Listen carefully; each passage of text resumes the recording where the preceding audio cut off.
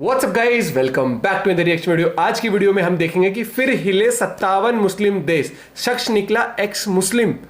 ओ भाई साहब, हाँ ये मैंने सुनने में आया कि जिसने कुरान जलाई थी वो एक्स मुस्लिम था, इराक की था शायद से। तो देखते पूरी वीडियो और काफी कुछ पता लगा। द साइंटिफिक हिंदू चैनल से वीडियो है, ओरिजिनल वीडियो का लिंक डिस्क्रिप्शन में। आपका पॉइंट ऑफ व्यू जरूर बताइए कमेंट करके। 1 2 3 गो। धर्म मजहब क्या अपमान का समर्थन नहीं करता।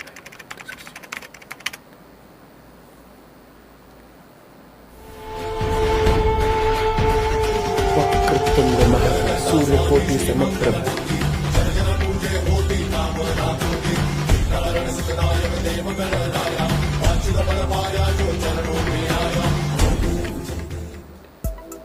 स्वीडन में जलाई गई थी कुरान। 57 मुस्लिम देशों में मचा घमासान। तुर्की से लेकर अरब में मचा हड़कंप। पाकिस्तान में भी जबरदस्त हुड़दंग। दोस्तों, स्वीडन में बकरीद वाले दिन मस्जिद के सामने एक शरणार्थी एक्स मुस्लिम ने कुरान जला दी थी, जिसका विवाद थमने का नाम नहीं ले रहा है। आलम यह है कि 57 मुस्लिम देशों में हड़कंप मच गया है। मुस्लिम देशों में आपातकाल मीटिंग्स चल रही हैं। स्वीडन में इससे पहले भी प्रोटेस्ट के दौरान कुरान जलाई गई, परंतु इस बार यह मामला काफी तूल पकड़ रहा है, क्योंकि अमेरिका और रूस भी इसके विरोध में आ गए। अब जरा सोचिए कि यदि कुरान की जगह कोई पुराण होता या फिर रामायण होती, क्या तब भी ऐसा बवाल मचता? रामायण के जलने पर खुश होने वाले और उसे अभिव्यक्ति की आजादी बताने वाले लोग आज कुरान जलने पर क्या कह रहे हैं? इस्लाम छोड़कर बड़ी संख्या में लोग एक्स मुस्लिम क्यों बन रहे हैं? रामायण जलाने वालों और कुरान जलाने वालों में क्या अंतर है, जानेंगे आज के इस वीडियो में। तो दोस्तों, बने रहिए हमारे साथ वीडियो के अंत तक और कमेंट में जय सनातन अवश्य लिखें। नमस्कार, स्वागत है आप सभी का द साइंटिफिक हिंदू पर, और मैं हूं आपके साथ आपका दोस्त धीरेन्द्र। सबसे पहले हम यह स्पष्ट कर दें कि हम किसी धर्म या मजहब के विरोधी नहीं हैं। हमारा विरोध उस अति कट्टरपंथी विचारधारा के खिलाफ है जो किसी धर्म, किसी व्यक्ति, किसी देश की नहीं बल्कि पूरी की पूरी मानवता की विरोधी है। मजहब के नाम पर जो कत्लो गारत करती है, हम केवल उस विचारधारा के खिलाफ हैं। दूसरे शब्दों में कहें तो हमें कलाम साहब से कोई आपत्ति नहीं है, हम उन्हें प्रणाम करते हैं, लेकिन हमें आपत्ति है कसाब जैसे लोगों से और उनकी विचारधारा से जो सैकड़ों हजारों बेगुनाहों को मजहब के नाम पर मार देते हैं। तो चलिए सबसे पहले जान लेते हैं कि आखिर पूरा मामला क्या है और आखिर इसका कैसे इफेक्ट पड़ रहा है पूरी दुनिया पर। आखिर क्यों लोग इस्लाम को छोड़ रहे हैं? तो दोस्तों, बकरीद से पहले स्वीडन में सलवान मोमिका नामक एक शख्स ने कोर्ट से कुरान जलाने की अनुमति मांगी थी। स्वीडन कोर्ट ने इसकी अनुमति भी दे दी, जिसके बाद बकरीद वाले दिन जब इस्लाम के अनुयायी मस्जिद में नमाज के लिए एकत्र हुए, उसी समय इस शख्स ने मस्जिद के सामने पहले कुरान का अपमान किया, उसे फाड़ा और फिर उसमें आग लगा दी। आपको बता दें कि यह सब करने वाला कोई क्रिश्चियन, कोई हिंदू, कोई यहूदी नहीं था, बल्कि यह एक एक्स मुस्लिम था जो कि इराक से स्वीडन में रह रहा था। एक्स मुस्लिम द्वारा किए जा रहे इस कार्य को देखकर नमाजी लोग उग्र हो गए, परंतु स्वीडन पुलिस ने कुरान जलाने वाले इस एक्स मुस्लिम को पूर्ण सुरक्षा दी थी। इस कारण कोई भी उसका बाल भी बांका न कर सका। स्वीडन में हुई इस घटना की अमेरिका और रूस सहित कई ईसाई देशों ने भी कड़े शब्दों में निंदा की। इसके अलावा सभी 57 मुस्लिम देशों में तो भूचाल आ गया। अरब देशों में आपातकाल मीटिंग्स की गईं और स्वीडन में हुई इस घटना को इस्लाम विरोधी घटना करार दिया गया। इस घटना को लेकर तुर्की बेहद गुस्से में है और ऐसा माना जा रहा है कि स्वीडन की इस घटना से स्वीडन की नाटो मेंबरशिप पर भी असर पड़ सकता है, क्योंकि तुर्की नाटो में स्वीडन की एंट्री के लिए कड़ा विरोध कर रहा है। हालांकि नाटो मेंबरशिप को लेकर अमेरिका स्वीडन के पक्ष में है। स्वीडन की घटना से आहत होकर मोरक्को, कुवैत, यूएई, जॉर्डन व ईरान सहित कई मुस्लिम देशों ने अपने राजदूत स्वीडन से वापस बुला लिए। इसके अलावा इराक ने स्वीडन से कुरान जलाने वाले शख्स की मांग की है और कहा है कि स्वीडन उस शख्स को इराक को सौंप दे। इसी तरह पाकिस्तान में भी बवाल मचा हुआ है।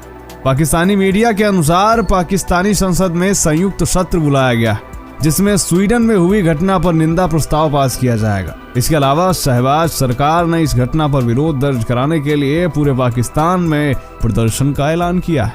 पाकिस्तानी सरकार के इस ऐलान से पाकिस्तान में रह रहा ईसाई समुदाय काफी दहशत में है। मीडिया रिपोर्ट्स के अनुसार पाकिस्तानी क्रिश्चियन कम्युनिटी ने शहबाज सरकार से सुरक्षा की मांग की। इसके अलावा पाकिस्तान में रह रहे ईसाई और हिंदू दोनों समुदायों के लिए खतरा और बढ़ गया।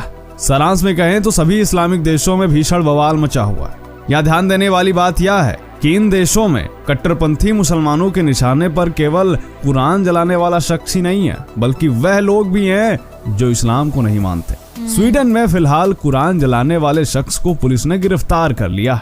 प्राप्त जानकारी के अनुसार यह शख्स मूल रूप से इराक का रहने वाला है, जो कई साल पहले स्वीडन में आकर रहने लगा था। यह शख्स एक एक्स मुस्लिम है। आपको बता दें कि पिछले कुछ सालों में संपूर्ण विश्व में एक्स मुस्लिम्स की संख्या काफी ज्यादा बढ़ी है और यह संख्या लगातार बढ़ रही, क्योंकि कुरान में कुछ ऐसी आयतें भी हैं जो कई मुस्लिमों को गलत लगती और ये एक्स मुस्लिम ये कहते हैं कि ये आयतें मानवता विरोधी हैं। आपको याद होगा कि भारत में भी कुरान की 26 आयतों को लेकर कोर्ट तक में बात पहुंच गई थी और इन आयतों पर आपत्ति जताने वाले खुद वसीम रिजवी थे, जो कि उस समय मुसलमान होने के अलावा मुस्लिम वक्फ बोर्ड के अध्यक्ष भी थे। और बाद में वसीम रिजवी ने भी हिंदू धर्म को अपना लिया था, यानी वह भी एक्स मुस्लिम हो गए। सभी एक्स मुस्लिम यहाँ मानते हैं कि कुरान में ज्यादातर ऐसी चीजें हैं जो मानवता विरोधी हैं, और यही बात कुरान जलाने वाले शख्स ने भी कही। उसने कहा कि हम कुरान की प्रति जलाने जा रहे हैं। हम कहना चाहते हैं कि स्वीडन अब भी समय जाग जाओ, ये लोकतंत्र है। हम मुस्लिमों के खिलाफ नहीं बल्कि उनकी तरफ ही हैं, लेकिन मुस्लिम धर्म पर इसका बहुत नकारात्मक असर पड़ा है और इसे दुनिया भर में बैन किया जाना चाहिए। दोस्तों, स्वीडन में कुरान जलाने से दुनिया भर के मुस्लिमों में आक्रोश है, जबकि कुरान जलाने वाला भी एक एक्स मुस्लिम है, यानी वह किसी अन्य धर्म या मजहब का नहीं, अर्थात इस्लाम छोड़ने के बाद उसने कोई दूसरा धर्म नहीं स्वीकार किया है। अब जरा सोचिए कि कुरान की जगह कोई हिंदू धर्म ग्रंथ होता, क्या तब भी दुनिया भर में ऐसा बवाल मचता? आपको याद होगा कि पिछले दिनों भारत के लखनऊ शहर में जब रामचरितमानस की प्रतियां जलाई गई थी और इन्हें जलाने वाले शख्स हिंदू या नास्तिक नहीं थे बल्कि अम्बेडकरवादी बौद्ध थे। इसके बावजूद कहीं भी इसका विरोध नजर नहीं आया था, क्योंकि तथाकथित सेकुलर हिंदू तब इसे अभिव्यक्ति की आजादी बता रहे थे। कुछ लोग तो इससे खुश भी हो रहे थे। जो लोग रामायण के जलने पर उस समय खुश हो रहे थे, वो लोग स्वीडन में कुरान जलने पर अब छाती पीट रहे हैं। उन्हें अब अभिव्यक्ति की आजादी नहीं नजर आ रही है। हिंदू और मुसलमान में यही एक बड़ा अंतर है। वे छोटी से छोटी बात पर भी एकजुट हो जाते हैं, वह हिंदू बड़ी से बड़ी बात पर भी न्यूट्रल मोड में बने रहते हैं। यही कारण है कि हिंदुओं के पक्ष में कोई चाहकर भी बोल नहीं पाता।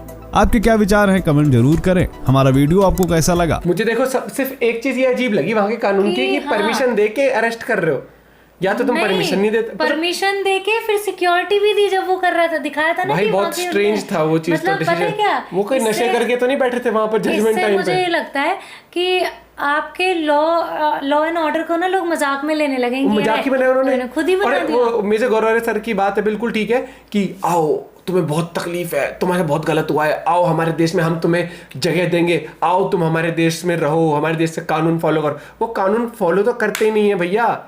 कोई इमिग्रेंट आप देखोगे ना, ज्यादातर खासकर ये चीज मैंने देखी है कि भैया कभी भी वो उस देश के बहुत रेयरली ही सगे होंगे। मौका मिलेगा कहीं प्रोटेस्ट करने का वो बिल्कुल कर देंगे बहुत बुरी तरीके। लेकिन मेरे को भाई देखो, मैं डिटेल में नहीं जाऊंगा, मैं बस ये कहूंगा कि जजमेंट दे के और तुम उसे गिरफ्तार भी कर रहे हो, ये तो मुझे बहुत, क्योंकि पुलिस से ऊपर हमेशा कानून वो होता है भाई, लॉ एंड ऑर्डर कोर्ट हो गया। लेकिन ये मुझे बहुत स्ट्रेंज लगा उनका थोड़ा सा, कि मतलब मुझे बहुत ही वो लगा, क्या कहते हैं उसको, मेरे को तो मजाक लगा। मजाक ही लगा। मजाक नहीं, ये तो मुझे बहुत बड़ा मजाक लगा कि भाई ठीक है, या तो हो किसी नॉर्मल, आपने कहीं से वैसे परमिशन ले ली, किसी सिटी आपने कोर्ट से परमिशन लिया, कोर्ट ने परमिशन दे दी, और वो बंदा एक्स मुस्लिम था जिसने जलाई कुरान, वो एक्स मुस्लिम था। तो मेरा तो ध्यान ही सारा वही, भैया कोई मान लो एक नॉर्मल बंदा कह रहा है कि मैं कल को ये जो एक पर्टिकुलर रिलीजन है मैं इसका ये पर्टिकुलर जो चीज़ है जिसे लोग मानते हैं उसे जलाना चाहता हूँ, उसे डिसरिस्पेक्ट करना चाहता हूँ। कोर्ट कह रही है ओके ये लो साइन, ये ओके कैसे? कर लो, ये तो हम थोड़ा- सिक्योरिटी भी देंगे, ठीक है, जब ज़्यादा दिक्कत होगी तो गिरफ्तार कर ले। भाई ये वो याद आ गया, ये सब दोगलापन है। पता नहीं ये क्या तो था भैया, मुझे बहुत ये तो हाँ वो याद आ गया, हिपोक्रेसी की भी सीमा होती है भाई। आपका पॉइंट ऑफ व्यू क्या है जरूर बताइएगा। मिलते हैं आपसे एक वीडियो के साथ, बाय बाय, टेक केयर।